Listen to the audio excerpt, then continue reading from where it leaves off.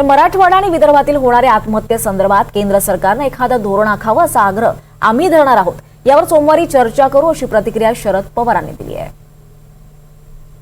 विशेषतः मराठवाडा आणि विदर्भाचे काही जिल्हे लाईक यवतमाळ, अमरावती या नगरमध्ये मराठवाड्यामध्ये बीड अशा काही जिल्ह्याच्या संबंधीची जी माहिती मिळते ती चिंताजनक आहे।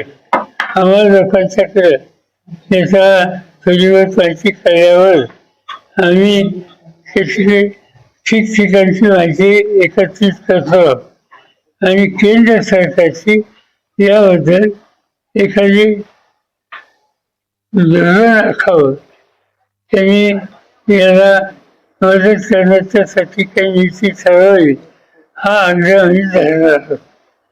उद्या सोमवारी पार्लमेंट सुरू होईल, त्यानंतर या कामात लक्ष घातलं जाईल।